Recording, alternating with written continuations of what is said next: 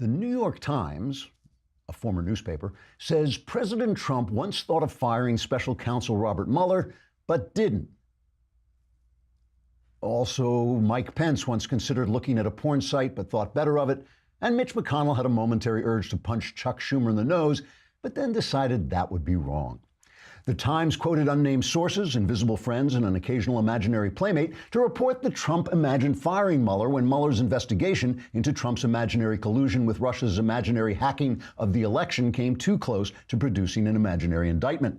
According to Times editor Blithering Prevarication III, quote, "Sure, things are going well for America in reality, but in our imagination, things are a disaster. And isn't that what really matters?" Unquote.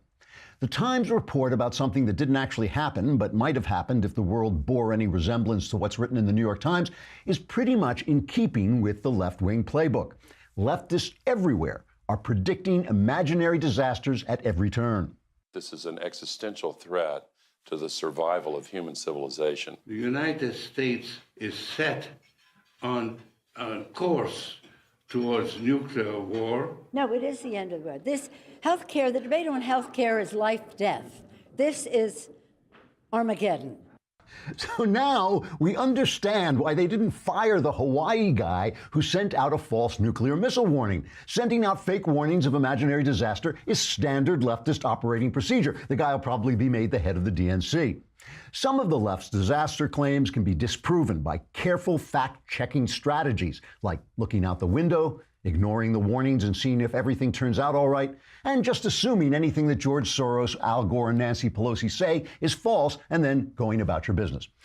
But maybe we should ask ourselves, is there a chance that leftists are right? It's never happened before, and yet leftist panic does make sense. After all, leftist ideas look great in the imagination, but make real life worse. So as capitalism and freedom make real life better, the leftist imagination begins to crumble to dust. And so for leftists, this last year has been an absolute imaginary catastrophe. That's too bad. Trigger warning, I'm Andrew Klavan, and this is The Andrew Klavan Show.